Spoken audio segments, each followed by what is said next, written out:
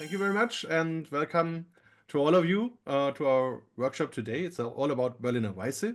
So an interesting beer style, a beer style with a lot of variations, let's say it like this. And to be honest, at the moment in Berlin, we only have two breweries producing the real stuff. So we will talk about all that in a moment. But of course, when we talk about beer, we should have one. So I invite everybody who has one just to pour in your beer. I will start with one of the two. So this one is Marlene from Schneeeule. I will talk about that also in about half an hour. And Ulrike, the brewer, is also joining us then, and we can talk with her about what she's doing and what is her history and all about her. And the beer I will start now is this one. This is a Berliner Weisse brewed at the Lemke Brewery. We'll also talk about that. And it's a special one. It's my favorite from this brewery. It's the one with raspberries, with real raspberries. So I try to pour that. And of course, you need a special glass for a Berliner Weisse. Also something we will be talking about in a moment. And here we go. And so cheers to the start of this workshop. All right. So let's have a look at what we are doing now. Here we go. Perfect. Maybe as a first step, maybe you write in the chat your idea of what is a Berliner Weisse. So maybe just the main thing. Is it more like this or more like this? So just let me know a little bit, write in the chat what you think. What is the most typical thing of a Berliner Weisse? Let's see, so I see sour and fresh, dry, light sour, sour and fruits, mixed fermentation, yogurt, champagne of the north, very perfect, okay. Refreshing, very important point. Wheat beer, also very important. And refreshing again. So, okay, let's start. We're talking about Berliner Weisse. Maybe a few words about me, just that you know who is talking to you. If I find my screen again, here we go. Yeah. So my name is Markus Raupach. I come from Bamberg. I'm the founder of the German Beer Academy. Also, I'm the host of a podcast. The podcast is called Beer Talk. And I also did talks with all the Berliner Weisse brewers. So if you're interested, have a look at the podcast website and you can listen to them. And all of the podcasts are also transcribed, so you can also read through, which is maybe interesting, especially if you want to brew it yourselves, because they talk a lot about what they are doing and why and how. Yes, I've written a lot of books about beer, and especially, of course, also about the Berlin beer. Maybe I make a short break here because maybe the two most important books in terms of what we're making today. This one was a book I published in 2014 about all the Berlin breweries. It was the first one where you really had all the Berlin breweries in one book. And 4 years later, I made a follow-up. Maybe you still get that in some old bookstores or something, because there are watches in it for all the breweries, which are still valid. So you can get a lot of beers for that if you want. Okay, let's get back to here. Yeah, and also I'm the president of the German Beer Consumers Union, so from Germany. And for all the people who didn't mute their microphone, please do so. If you are from Germany, if you want to join a beer consumers organization, then the GBCU is your organization. Brett already showed you what we are doing, so we're taking care of all the most important things for us about beer and for the breweries about existing and continuing their job and their history. Yeah, also I'm a beer judge at many competitions. So I was just in Belgium, for example, for the Russell's Beer Challenge, or at the European Beer Star or the World Beer Cup. And of course, their knowledge about beer styles is quite an important thing. And also I'm a speaker. So now let's dive into the Berliner Weisse. And this is, of course, a nice AI picture. You know, we can do a lot of things today now with AI, and this is a fun part I like to do. And we want to talk about how the people and the beer started in the Berlin area. Of course, in this time there was not a Brandenburg Gate, and and they didn't make the beer like this, but I think it looks nice. Let's start. So the first settlements, if we look, how did people come into the area and when? and how did they start to brew. So what we know is that the knowledge of brewing, so how to make a drink out of grain with fermentation, that spread from Africa, Asia, the Near East, to the southeast of Europe, and then it came more and more into Central Europe, and around 5500 before Christ, it was in the German area. It also came, for example, to Spain or later to England, the British Isles, but at this time, people knew how to brew in some way at this time. But there was no settlement at this time. So when people started to really build their tents or houses or however you call it in this time, this was maybe in about 2500. Then we know the Berlin area was settled. Interestingly, we know it because there was an excavation in the 1930s where they wanted to look for the Berlin history, and then they found these very, very old remnants in a part of Berlin which is called Britz. It's in the southwest. Quite an interesting thing. And what they found, you see it on the right side, was pottery, parts of pottery. And in the pottery, they had remnants of grain. And if you looked closer to it, it was fermented grain, and there was also yeast. So what you see here, the yeast cell, it's also a very, very old one from these times. And then they looked how was the beer produced, and they really found similarities to what the Egyptians did. So there was beer bread made, and then they made a beer out of these beer breads. The only difference was that in Egypt, this was in an industrial scale.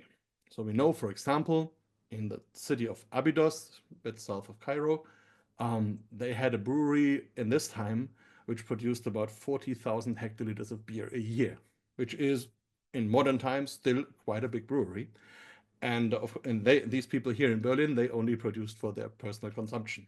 And that's also the difference. The Egyptians made the beer as a sacrifice for the gods. The Germans just drank it. So maybe that's also an interesting difference. If we speed up a bit, we come to the Roman times. We have Tacitus, the historian from the Romans, and he wrote in his Germania, in the history of Germania, that he found a drink, and he wrote, they drink a juice that is made from barley or wheat and fermented in a similar way to wine. And this is interesting in two ideas, because we have the mentioning of barley and wheat, so both of the grains, and we have the similarity to wine, which is also interesting and will also show up later again. So there was always a link to that, and it was also shown a bit or seen like this. If we again go forward a little bit into the Middle Ages, we have to see when Berlin as a city started. And what we know is in the 6th century, there were Slavic first settlements in this area. And then we have all the documents from this old time. And the first one mentioning cities there was in 1237 and 1244. Now you maybe will think, okay, why he does write Köln here, and why does he mention it? It's because this is the closed area. This is the river Spree, which goes through Berlin. And on the right bank was a settlement, and this settlement was called Berlin. And on the left bank, there was another settlement, and this settlement was called Cologne. So why Cologne? Because it was from the Roman language, Colonia meant nothing else than settlement. So also the modern city of Cologne, which you all know because of Kölsch, also has the history in this word. And so this was a settlement named in the Roman way, so Colonia, Köln. And later on, these two cities came together. They had a common town hall, so it was one city. But still, if you go today to Berlin, you have still a part of it called Neukölln, so the New Cologne, and you still find that in the city area. So originally, it was two cities. On the one side of the river, it was Berlin, and on the other, it was Cologne. And also the name Berlin, it's also interesting because this is a Slavic name, probably. And the Slavic name means swamp. And the original Slavic word is, like you see on the bottom left here, Berlo or Berlo. And today we have a brewery called that way. And on their coaster, which you see here, they write don't worry, not even Berliners can pronounce it. So not so easy, but you have a look. This is how it looks like. So if you come to today Berlin, you can visit this brewery. They also make a Berliner Weiße. I wouldn't say in the perfect way, but it's a nice beer. So you can go there and have a wonderful time. And what it's really most interesting is it's all built in containers, because when they started, they thought, okay, we have to move in 1 or 2 years. That was about 10 years ago. And you know, Germany today, we get very lazy. So they are still there and they still don't know when they have to go. So, but it's all mobile. So if you want, they could move the brewery tomorrow to another place. So very, very interesting. If you have time, go there. Okay, this is about Berlo, so the original name of Berlin. And how did it start with the brewing there? That's also a big question. What we know is that there was a big forest in this area. And what they first did is that they chopped down all the trees and sold the wood to the British. It went through Hamburg because the big Hanse trading area, trading association, and they sold the beer further on to England. They built a lot of ships, and so the wood was very, very worthy, and that's what they did. But then they found, okay, after we chopped down all the trees, the soil is very fertile. It's perfect for growing crops there, and so they started growing grain. And that we know because we have still like bills or invoices from the very, very old time, from the beginning. So they exported rye to Hamburg in 1288. So very early surplus of grain, which is important for making beer. And also monks came, as you see on this another nice AI picture. They came there, and you know, monks always had the knowledge of brewing. They brought it with them. And also a lot of craftsmen came to these two cities. They got more and more important and were the center of the area very quickly. And so the people came, the craftsmen came, and they brewed beer. What we definitely know, at the end of the 13th century, there were breweries. And a little later, we know from also um, paperworks from the city that they very early made also laws on beer. And this is one of the oldest, it's from 1370. And so they said, okay, no one may be allowed to produce malt or to brew or sell beer if they do not have a citizenship. So what we know out of this is, first, they brewed beer and they made malt, and you only were allowed to do it if you were a citizen. So very important. There were a lot of more rules on it. So, but we know there was professional brewing in this area. And also they quickly formed a brewers guild. So it's also interesting that they had representatives for the brewers, and it was 12 members. 6 of them were brewmasters for 1 year, and then the other 6 turned on, and then they voted again. So it was a continuous change, 6 and 6 and 6, and they represented the brewers in the city and the council. And also, still only citizens were allowed to brew, and they had to have a proper house. And also, it was interesting, it was only the, let's say, Germanic citizens. They had houses, and the Slavic citizens had a different word for their housings, and they were not allowed to brew. Yeah. And the brewing was only allowed every fortnight, so in 2 weeks once they were allowed to brew. The only exception was about 6 weeks before Easter. Until Easter, they could brew more often because there were a lot of holidays and occasions where you needed beer, so they brewed more often. The brewing outside the city was banned, so all the people also from the surroundings had to drink or to buy the Berlin beer, and they introduced a tax on beer, which is also important because now it's also money that comes from the beer, and also they started recording more, so we know more about it. So now we know Berlin, we know when it was settled, we know when they started brewing. What we don't know is how it came to Berliner Weiße, our beer style from today. And the most important part of it is wheat or Weiße, because in German it's nowadays something the same if you say a Weißbier or Weizenbier, but originally this means two different things. So I had a look, okay, when did what of those start? And what we know is that Wheat beers started around the end of the 14th century. Why is this important? Because wheat always was a grain for bread. And you could only brew beer with it if you had so much wheat that you had enough bread to eat and still had wheat left. So only a few areas in whole Europe were suitable for the development of wheat beer styles. One was the Rhine Delta, which is today the Netherlands, because that's why we have there these wheat-based beers. And the other area was the Danubian River to around Munich, north of Munich. That's why we have this Bavarian wheat beer. And the rest normally didn't have enough wheat. So only where you had a trade surplus or other reasons with enough wheat, then you could brew a wheat beer. And this started at the end of the 14th century. Later they were called white beers. And what we know is that white beer meant you had to have the majority of the used grain to be wheat. So not 100%, but more than 50%. And that started as a mention, as a topic in the 16th century. So I just have a sip. The other beers were called red beers or brown beers, and they were made with barley, and then developed the other beer styles we know with that. The sourness is also an important part. I was mentioning in the Roman times, they said it was like wine. And the same words were used also still in the more modern times than in the Middle Ages. They said the beer had a winous character, so they knew about the acidity.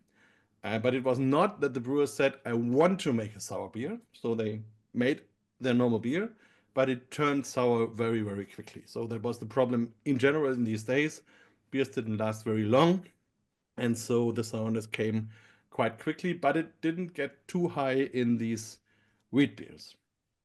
So it was similar to that of white wine. And this was something which they perceived in this time as a normal acidity for a drink. So it was nothing special. So nowadays we say it's a sour beer, but in this time it was a beer. So this is a totally different thing. Other beers we know with the term white have been in Goslar, the Gose, where you see the bottle to the right, and the Bräuhagen in Hanover, for example. So if you also talk about historic beer styles, you will find the term white beer more often. What is interesting about Gose, I found a nice quote, and they wrote, the Gose is a good beer, but if you drink it in your stomach, but if you think it's in your stomach, it's in your pants. I hope you understand, because I did the direct translation from German into English, but this is something that seems to happen quite often to Gose drinkers. You can try it yourself if you ever come to Goslar or Leipzig. So now we are into the Berliner Weiße, because now we know about Berlin, we know about white beer, and see how this beer style was born. And what you see to the right is quite an important part of the history we will talk about in a moment. First, we have to think we have been in the Middle Ages at the moment. Berlin had been a quite big city, but then the 30 Years' War came and the years of the plague came. So the population went down from 30,000 to less than 6,000. So really a big loss in a few years. And they had, of course, economic trouble, but also a lot of other problems. And of course, only a few people means few production, few income, and so on. So a big problem. And the question was what to do. The good thing is they found a new leader, or they got a new leader with the new Duke of Prussia, Friedrich der Große, the Great. And he turned the country, which was after the long war, after the plague. Ja, hallihallo. Oh, Dachte sorry. schon, ich erreiche Britta, ja gar nicht. please mute yourself. Or could someone mute Britta? Ja, ich habe gesehen. So, I did it. So, all right. It's good to be an admin sometimes. All right, so we were talking about what happened to Prussia. So they were down because of the wars and because of the plague. And then the new Duke, he said, okay, I have to do something. And the best thing he could do was to marry someone rich. And that was what he did. He found a Dutch princess, and she had a lot of money and brought also a lot of people into the country. So they had a lot of immigrants from the Netherlands, and they knew a lot of craftsmanship, and of course they brought trade and they brought money again, and that was like a Kickstarter for the region. So it got better and better. And what was also good for them, the French kicked out the Huguenots, and the Prussian Duke said, "Okay, you can come to my country." He invited them, and a big part of them came to Prussia. So it was more than 20,000 Huguenots that came from France and also brought their craftsmanship with them. And it was not only knitting and other good things, it was also knowledge about beer. So this was something. We had more inhabitants, a bigger population, more money, much more money, and also a lot of people from more modern, more industrialized, or modern regions with a lot of knowledge. And so the whole city of Berlin got into like a boom time, and that also came with a beer. And maybe you already saw this picture. This is also, again, of course, AI based, because there was no Brandenburg Gate and especially no TV tower in this time. But when Napoleon later came to Berlin, it is said that he said or about the Berliner Weiße, the white beer, it's the champagne of the North. So we don't know if it was like a joke or if it was really admiration, but it is something that is still there. And if you have the beer, I think you will maybe say okay. And what we know is that some of the today Berliner Weiße is also produced with champagne yeast, so that maybe comes to this. Okay, so let's continue. Um, as the name Berliner Weiße, it started with the Huguenots. They um, could start a brewery very easily, so they didn't have to make a license or something. They just could start, and they made a beer similar to the Hanover beer, the Bräuhain beer. It was a wheat ale, and that was then later called Weiße, and it also got a separate taxation. So this is maybe like the most important point, because if you tax a beer separately from another beer, then you really have something like a beer style. So the wheat beer was taxed much higher than the red beer, and that means, of course, they thought it was a better beer. That's also interesting, that we now have also an idea of quality. And that led to another rise, and we know that in 1770, Berlin had about 289 breweries. So very interesting. And to the right, you see a beer glass from this time. I will just stop the screen sharing because I have one here. So it's a little bit younger. It's from the early 19th century, but this is how it looked like. Yeah, now you see it. So it was quite big. They called it clown glass, so claw glass. And what they did is that they filled it with beer, about half of that, and then it was passed through all the people, and they shared this. So very interesting. And I have also found a real picture, not an AI version. One moment. Where you can see this. It's a beer garden in 1878. And here you see one of these glasses standing on the table, and the waiter carrying a lot of them, and another one cleaning them. So very interesting shape of glasses in these times. We will come to the glasses in a moment. So if we look a little bit to the numbers, we know now that we have Berliner Weisse, and let's talk about the number of breweries. We know in the 18th century, we had about 30 white beer breweries with 300 breweries in total.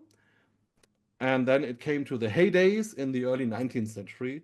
So we had about 50 white beer breweries. They produced more than 1 million hectoliters, which is a lot in that time. It was more than 700 pubs serving wheat beer in Berlin. So really great days. That went down more and more because then the lager beer, the Bavarian bottom fermented beer, came into Berlin, and more or less the white beer started to vanish, which continued in the 20th century. We had the two wars, and so it was lower and lower, and then it was almost gone. And nowadays, in the 21st century, we have two white beer breweries left. Real ones, I would say. We can talk with Ulrike in a moment, but that's my personal opinion. Yeah, let's see just a little inside one of these breweries, the Landré Brewery here. It's a picture from 1913. So you see, if you look at the people, how proud they are. We have the typical glass of Berliner Weiße, which is then later here in the center, and you see all the brewers and the people driving the horses, and also some beer here. So quite a nice picture to see. This was really a family-run business. So let's look what were the versions of Berliner Weisse in these days. And we have one that was called Budike Weisse. Budike means a small shop or a little store. So this was the easygoing thing. Sometimes they even diluted it with water, so it was quite a low alcohol beer. Um, Maybe we would say today this is the normal Berliner Weisse. Then they had the Vollweisse, which meant with a normal strength. What we would say today, it's for normal beer, so it was also stronger. And then, of course, we have stronger, really strong versions, Doppelweisse, which means like a bock beer version or strong beer version of that. And then we have two interesting things, the Sandweisse, which means that the bottles for the beer were buried in the sand and then dug out maybe months or even years later if someone had enough money to pay for that. And it was always a big show when this beer was dug out and brought to the people. They ordered it. It was always very. You showed your people where you were drinking with them. You showed them how you appreciate them because you ordered this very expensive beer to share with them. So this was really a special thing. Little bit the same was the Weiße vom Brett, which means the wheat from the shelf. And that means that were bottles which were standing on this shelf up to 11 years. And then you also ordered these very old beers. And so that means it was from the beginning on a beer which was also meant to age, which is very interesting. And maybe the last thing is the Weiße with Strippe. Strippe means a liquor, caraway liquor, which you could mix with a beer. And that was also something it was quite normal in Berlin in this time. So a little quick overview in the glasses. So you already saw this one in my hand and on the picture we just had. Then we have these chalices. I have one of them here. I will show you also in a moment. Exactly this, to be honest. And also they had Stange glass like this. So were different, quite a variety. But the more open ones were the normal ones. So let's get a little bit into the production. Let's see, we are a little bit late in time, but I will try not to hurry and to say the most important things. So what we know is before 1830, definitely there was a low hop dosage, so not much bitterness and not much hop in the beer. Also, what we know today is if you use too much hop, so like 5-6 bitter units, it will inhibit the lactobacillus to work. So it's very important to have a low hop dosage. And it was about half wheat and half barley malt. Both normally malt. Sometimes they use raw wheat. Later on, we know more because we have more papers. We know that they used about 2/3 of wheat and 1/3 of barley, sometimes a little oat. And they had at this time then like a stable mixture of microorganisms and yeast, which came into the beer. And how did it come into the beer? It was because they used wooden vessels and wooden um, stuff like to steer the beer or whatever. So it was all made out of wood, and in the wood, all these bacteria are living. So of course, if you use it always again, then you always give it to the next brew. This was definitely something in the breweries, and they filled the beer, and then the second fermentation was in the pubs. So a little link to the British real ale story, but maybe someone knows that better than me. So, and later on, they used more short kiln malt. That means the beer got more foam, and the part of wheat was higher, up to 3/4. And they added the hops earlier during mashing and used decoction for the mashing. And directly after the end of the decoction, at about 72 degrees, they cooled down the wort, so there was no boiling. Then they added the microorganisms, what we know today, it's Lactobacillus, Brettanomyces, and some other ones, and ale yeast. And the fermentation, the first one was about 6 days, and then the bottle fermentation was about 2 to 3 weeks. And also interesting, for the bottle fermentation, they added about 12 to 15% of just freshly mashed beer or wort at this time, again, to bring fermentable sugar in the bottles. Little insight in a brewery of this day. And now we come to the nowadays times. And of course, what you see, we have the time of the beer geeks. And I said to AI that the Berlin Wall should be in the background crumbling down. It was not perfect, but if I tell it to you, maybe you see it.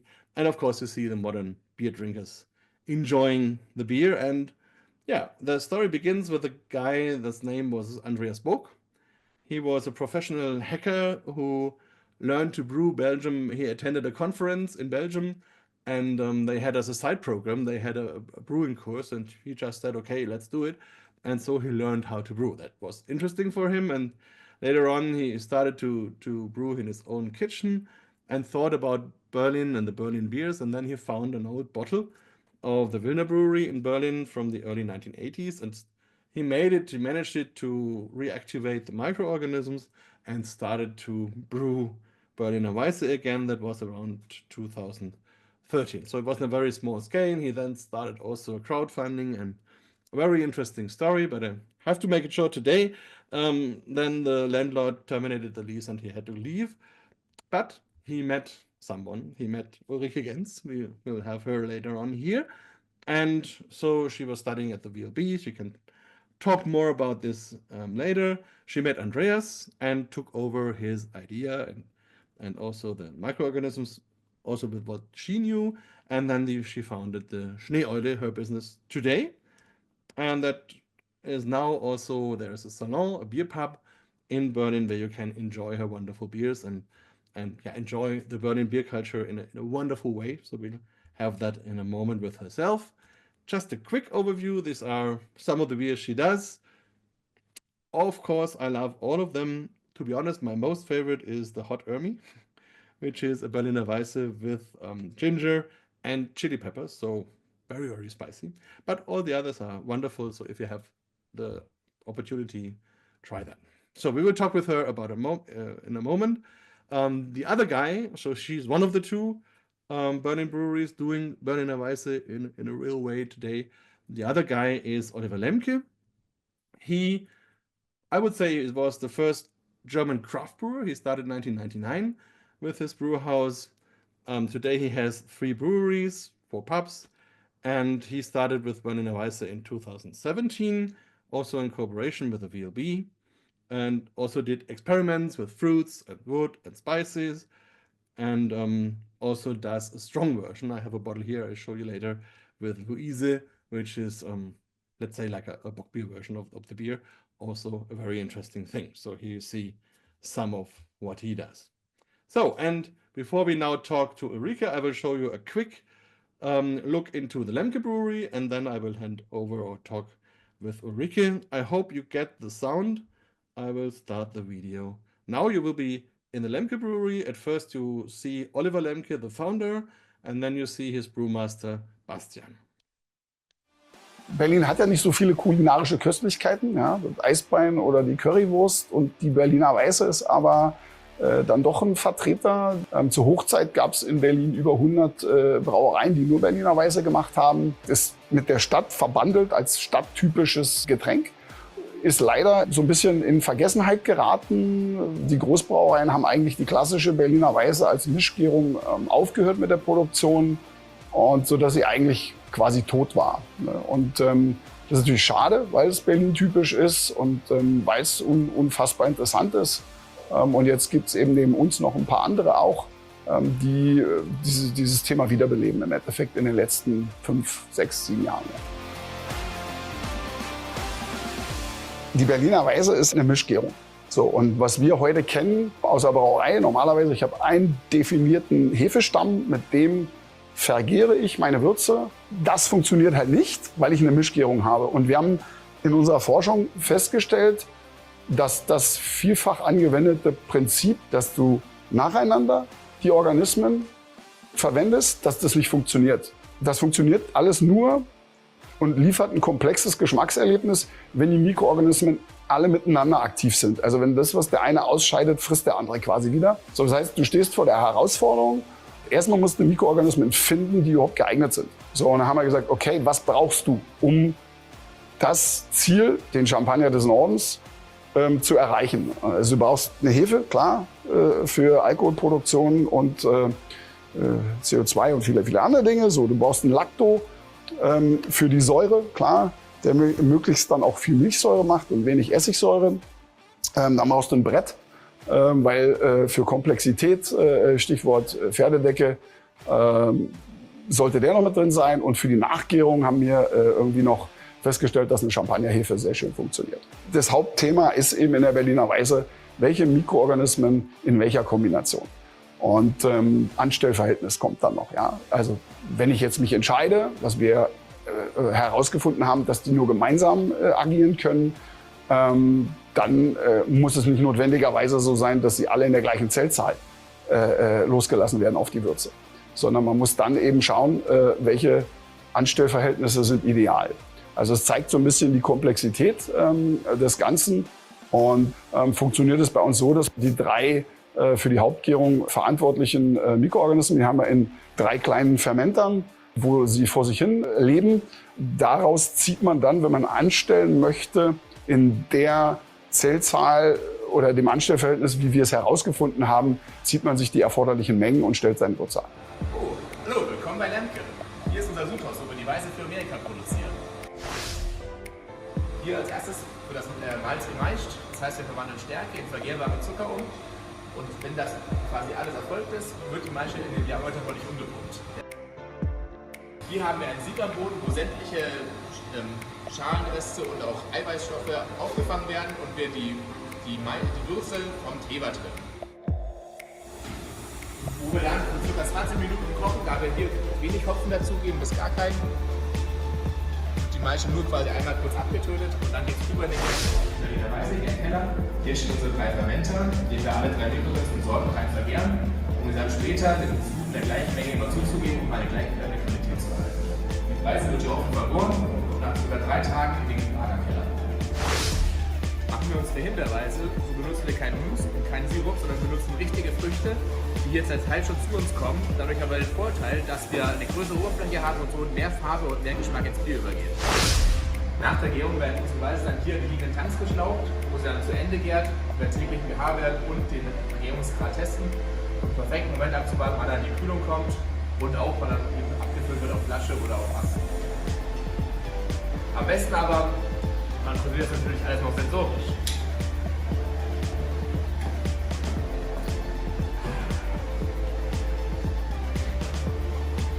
Lecker. So, and here we are. Of course, my first glass is empty. Ulrike, perfect. You already have one. I will put you here in the focus. So, and me too. I hope that works. Perfect. So, and yeah, you already have one. I also have one of yours. So let's open that. I Oh. think you asked. Now you hear me also, right? Oh. Just here. Perfect. Ah, nice.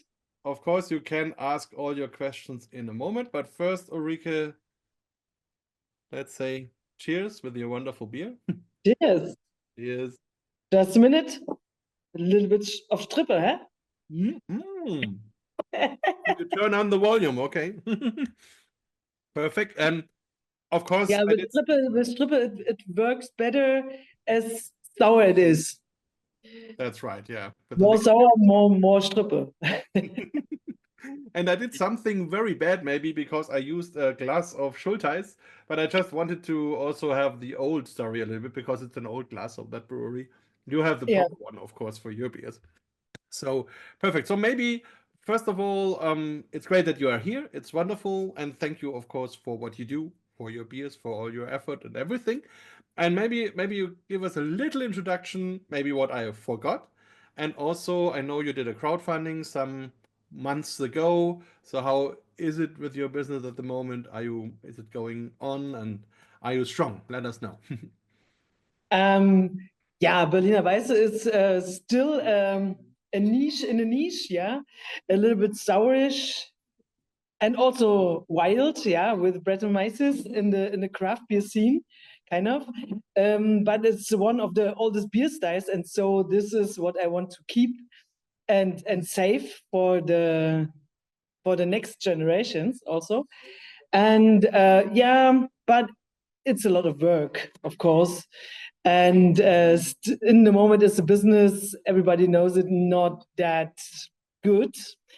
And also, I want to move the brewery to make it more, yeah, stable, or what should I say? Make it right for the future, because where I worked in the moment, it wasn't that perfect. So two little spaces. I have to move the beer from outside to another room, and also the landlord. It's a little bit strange, and so yeah, but it's really difficult to find a space in Berlin because it's quite expensive. So Berliner Weisse has to be brewed in Berlin, and so it's difficult to find a room with a special characteristic. Also, you need, of course, a drain and floor and something like this, and has to be from in the ground floor, kind of, yeah, because it's a heavy business, and still not that big, because it should be not that expensive, and it's smaller, it's expensiver. So that's how it is in the moment. So still I'm work on it. So the best we can do is to drink more of your beers. So Definitely, that's by as something much as possible. This is important. So we also export a lot. So because the Berliner themselves are more Scottish, like the Scottish people would say. When they talk with each other, then they talk about the cheapest way to get something and not about the weather. Yeah, so it's totally different to the Franconian guys, like Markus, by the way. All of these guys talking about the food, so the nicest butchery or the nicest bakery, or of course brewery. Yeah. And so this is a special what we do. Problem we have in Berlin. So yeah, but still I export a lot in the world, and I hope it gets more. So yes, yeah, we all hope it gets more. And you are also traveling a lot to festivals, and maybe one last question before we just open to questions for all of you.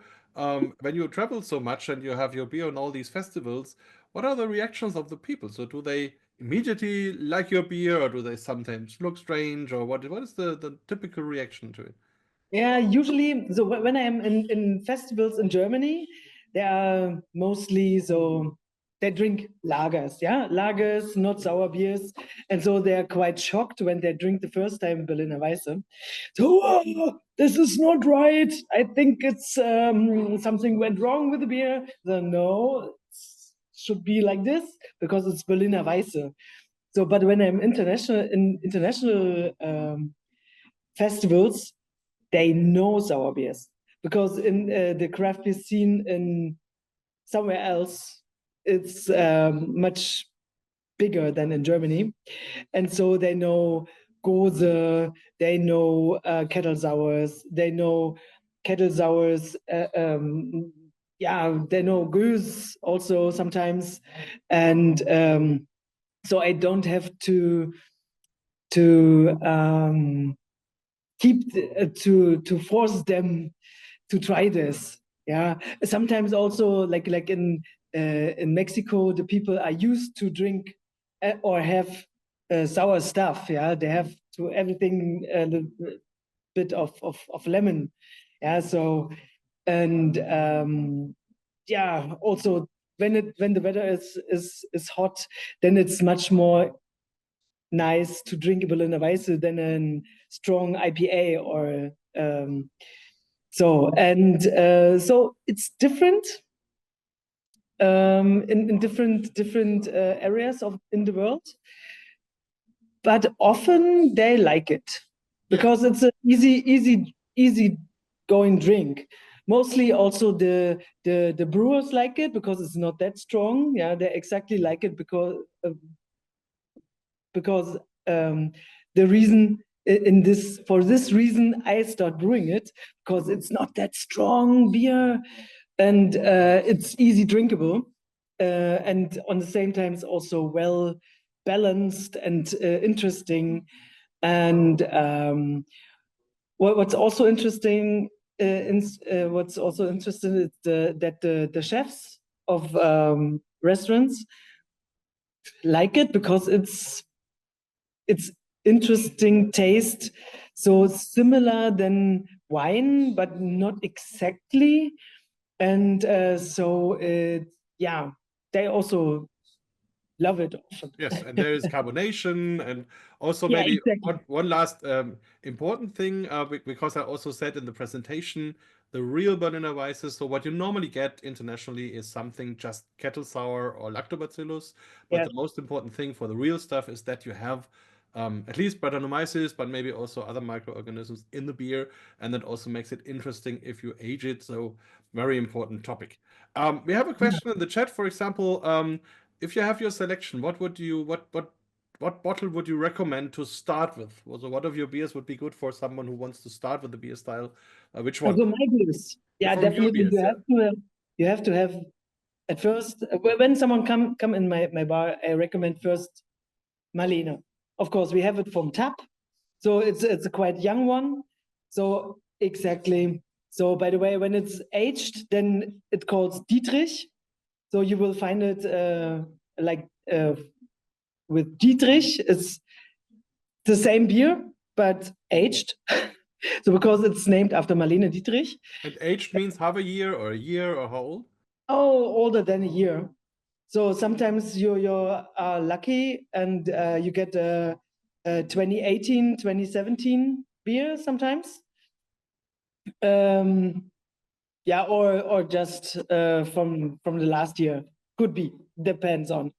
So, and it's I always say it makes it not better, it makes it different, because a young beer is really nice when it's really sour, then it fits perfectly with the caraway liquor, and after 1.5 years gets more adult. Yeah, I call it adult because it develops. So what you said is the main fermentation needs seven days. I would say the fermentation in a bottle needs till it's drunken. Because it's still alive till 20 years, whatever, when you drink it, right? And that the Brettanomyces inside stays alive and keeps it fresh. So this is the reason you can drink it after 10 years. When the cap is closed, then and the Brettanomyces is still alive, then it's well drinkable. Yeah. Often, for example, if you have a wheat beer, a German wheat beer, yeah, you have the yeast also on the bottom, and when it gets old, so after 7 months maybe latest, yeah, then you have autolysis of yeast on the bottom, and then that tastes not good. Could happens also in Berliner Weiße, but the Brettanomyces takes all the substances from the dying yeast, Saccharomyces or Lactobacillus, and take it for life. Yeah, for themselves. turns it into other nice aromas. So, exactly, yes. And you mostly have not that really bad sulfuric taste of autolysis. Of course, could be that it is a point, all the Saccharomyces died out, kind of, and the Brettanomyces is not fast enough to eat it. That's possible. When you have 2 bottles of this, keep it for 2 months longer, and then try it again, also with the yeast, and you will see it's not bad anymore. Yeah, of course. So it's definitely a recommendation also to store some of the beer to age it in your cellar at cellar temperatures with no light, Yeah. and just wait a year, 2, 3, 4, and just try it over and over again. So we have a question about the syrup thing. So many people know Berliner Weisse red or green with raspberry syrup or woodruff syrup. Yeah, I think this is something that started in the 1920s or so, but maybe you know it better than me. And this is more a touristy thing, of course. But yeah, definitely. yeah. Yeah, I think it's one of the reasons Berliner Weisse is not that common anymore, because they started the beginning of the last century to do it like a lemonade. Yeah, imagine they drank it before all day. Yeah, also the children, also the old people, everybody drank Berliner Weisse. Of course, without syrup, because syrup was sugar, and sugar was quite expensive because it comes with a sailor from Caribbean or Asia somewhere. Yeah, you can imagine there's not that much sugar left when they are in storm. Yeah. They started 1850 around with cultivation of sugar roots. Yeah, sugar roots. It's the right direction. I'm not sure, and make sugar raffinade also in Europe, and so it gets less expensive, and the Coca-Cola century started. Yeah. And so everybody has to be as sweet as possible, yeah. And yeah, and then of course I meet now a lot of old Berliners that yes, of course we know Berliner Weisse because we drank it as children, like a children in the beer gardens. So, but imagine you as a child drink lemonade-like beer in a beer garden. When you get adult, then you don't drink it anymore because this is children's beer. So when you come in my bar, you get it not with syrup. Of course, we have syrup sometimes.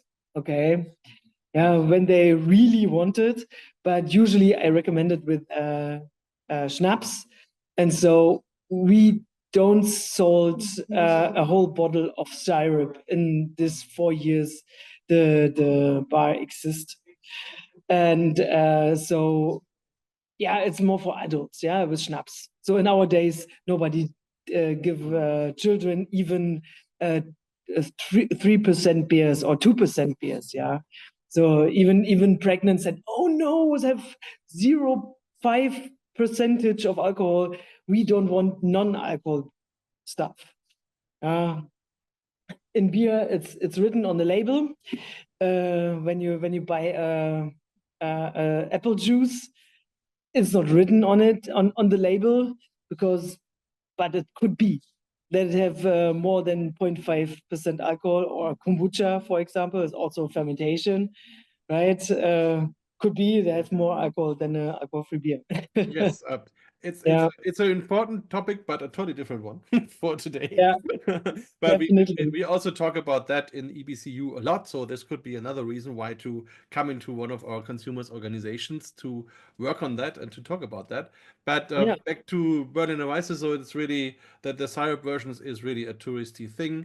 It's from the time, as you said, when the sweet was good and people liked that more sweetened, and but more or less this is crap because you have it artificial aroma, artificial sweetness, and that kills the beer. And also the big brewery nowadays, which makes this Berliner Weisse, the Kindle Brewery, they only do it with lactobacillus, and this is made to be drunk with syrup. So this is not a beer you can drink solo. Exactly. So if you want the real stuff, you have to go to Ulrike or to Olli. So these are the two places you really can enjoy that in normal. And but you can do your own thing. Try it like this and like that. And but I would always also recommend drink it pure enjoy it pure and maybe try what Ulrike does today, the caraway liquor. It's a nice addition, especially Yeah, at this time. always hype on hype. This is bitter orange liquor. Oh, yeah, Could also, okay. yeah. Yeah. So just a question to Brett. Do we have 5 more minutes for questions? For me, yeah. No, Why not not? to you, to Brett, because Yes, he's the. yes, of course, no problem. No Of problem. course, no Brett. problem. You So, don't meet Brett on my No, if you right. have more questions, please write it in the chat. Because with 90 people, I would hesitate to have the open mic.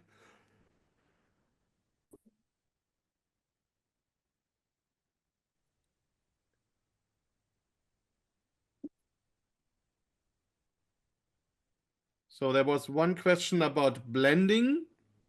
So do you also blend beers? Of course. At least Berliner Weiße, you described it a little bit. Berliner Weiße is kind of a blend also. All of us know Goose, or maybe not. Goose is a blending of 1 to 3 years old lambic. And in Berliner Weiße could be similar. Not that long, because it was a quite fast and big volume beer in this day. And so you said they added Kreuzen. So this is like a 1 year old lambic. So this is the fresh culture with sugar and makes a carbonization, right? The 3 year old lambic makes a complexity. Yeah, sometimes you find in the literature that they added old beer to this. It wasn't. I would say it wasn't 3 years old. Maybe 1 year, or but older than a month.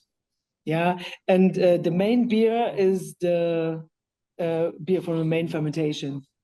So this is a 2nd year old lambic. So when you want to do it in the same stuff, and of course blending is a typical, quite common technique in brewing.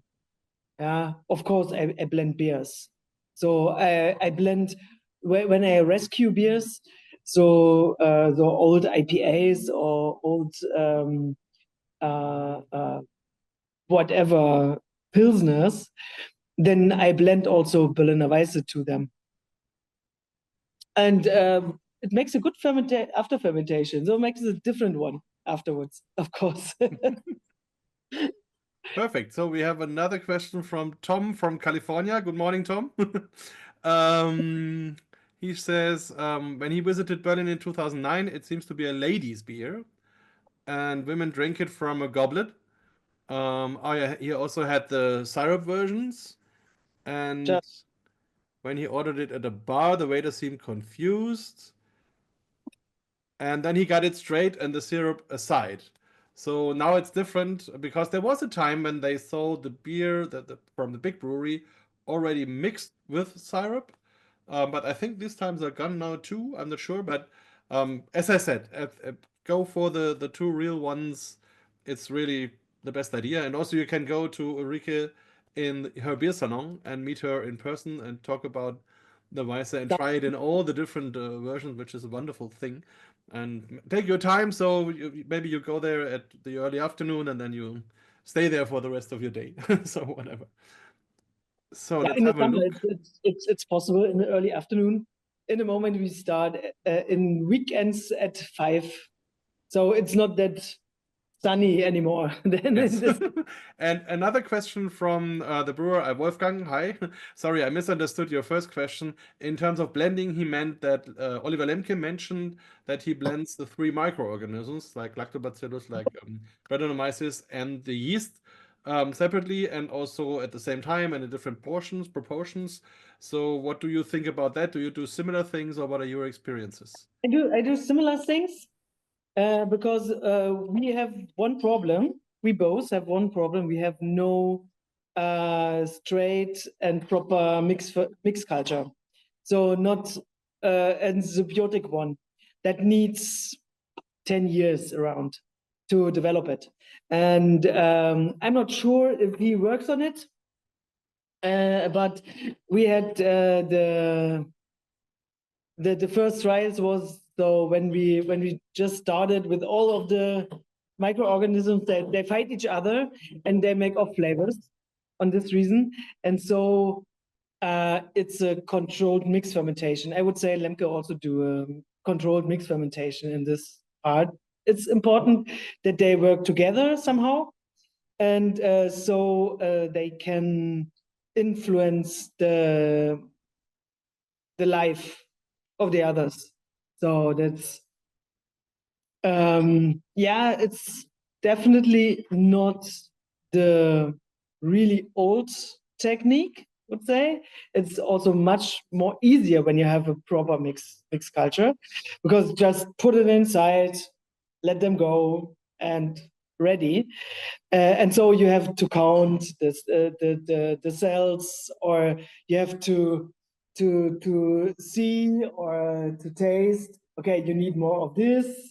You have to control the single fermentation cultures, stuff like this. It's a lot of work. So what could be easier with a proper mix fermentation culture? Thank you. And also, Wolfgang, if you have more questions on that, just send me an email, or Ulrike. You find her email on the website of Schneeeule, and then you can go deeper if you need to. So let's have one last question. So if someone has a question, just write it into the chat. Then we will close the meeting. Let's see.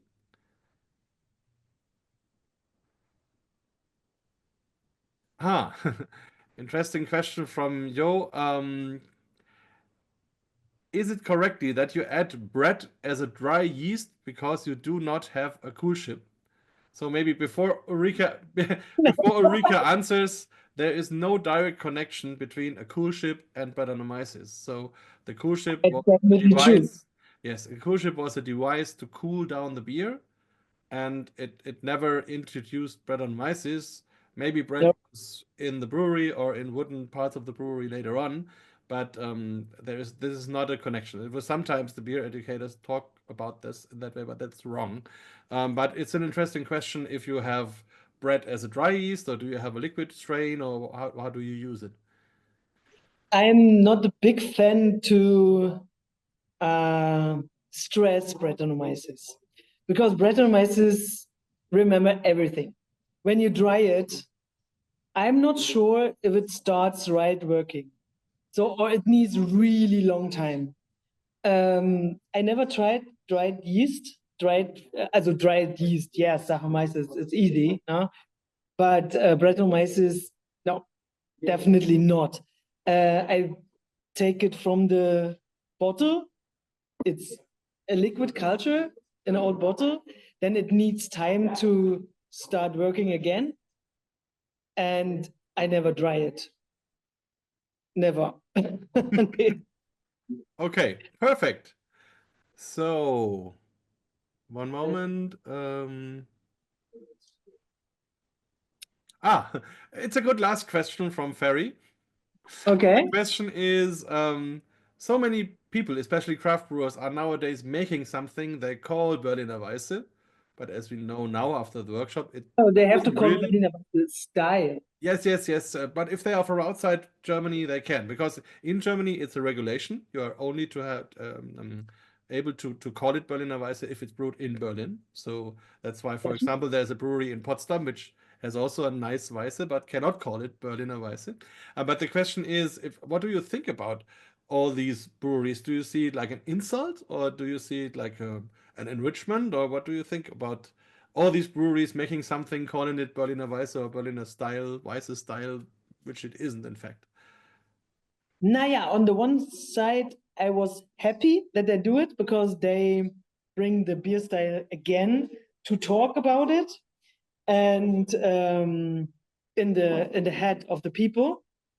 But of course, it's quite difficult to say then to the end customer, kind of, yeah, that this is not the right style. You have to you can have a special. It's a special brew. You need Brettanomyces that makes a character, at least. Yeah, that makes the fruitiness of the beer. So when you even ever have had a kettle sour, just straight Berliner Weisse with style, without Brettanomyces and without any addings like fruits, stuff like this, because they add more flavor to it. Then it's more so two-dimensional, and so you also can't age it and stuff like this. Yeah, I had also a situation. I sent beer to a judgment to South America, and I get notices back. So it's a nice sour beer, but it's not in style for Berliner Weisse. Of course, this is quite funny for me because I'm sorry, that's maybe the only real Berliner Weisse I ever had. Yeah, and so yeah, often they are also too strong. So in Berliner Weisse, from style wise, it's a low alcohol beer. So yeah, on one side it's not so. It makes more attention to this beer style. On the other side, yeah, wrong ideas, yeah, to enjoy it. Yes, and I know the situation on a judging table. I had a lot of discussions when we had in the rules like Berliner Weisse must not contain Brettanomyces, then it's infected, and we had a lot of these discussions. But that's why we are judging and talking to the people, and also why we do these workshops. So thank you very, very much, Ulrike, that you were with us. Thank all of you, of course, for joining us. And of course, you have our contact data. Ulrike, you find Schneeeule easily if you Google it, and mine the same. And also you can write me or Ulrike and have your questions. And of course, enjoy these wonderful beers.